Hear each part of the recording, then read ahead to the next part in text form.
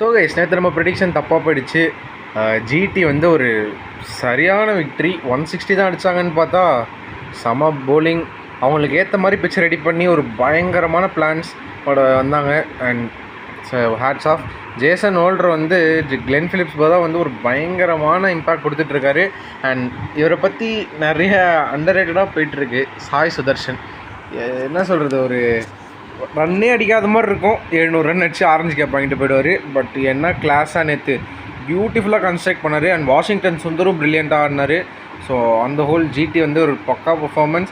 And எஸ்ஆர்ஹெச்க்கு வந்து இந்த மாதிரி ஒரு மூவிங் கண்டிஷன்ஸ்லாம் கொடுத்தீங்கன்னா கொஞ்சம் கஷ்டப்படுறாங்கன்னு தோணுது. ஸோ அது எல்லா டீம்ஸும் பார்ப்பாங்க. சிஎஸ்கே கூட ஒரு மேட்ச் இருக்குது, ஸோ பார்க்கலாம்.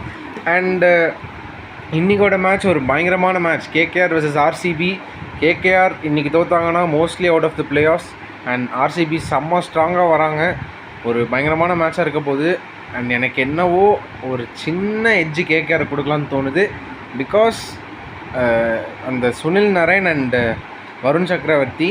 பட் வருண் சக்கரவர்த்தி ஆடுவாரான்னு தெரியாது, ஒரு இன்ஜுரி ப்ரோனில் இருக்கார். பட் ஒரு அனுகுல் ராய் நல்ல ஸ்பின்னராக தான் இருந்திருக்காரு அவங்களுக்கு. அண்ட் எனக்கு இன்னும் அந்த ஸ்பின் எட்ஜ்னால் மட்டுமே நான் இன்றைக்கி கேகேஆர் சொல்கிறேன். ஸோ வாங்க பார்க்கலாம்.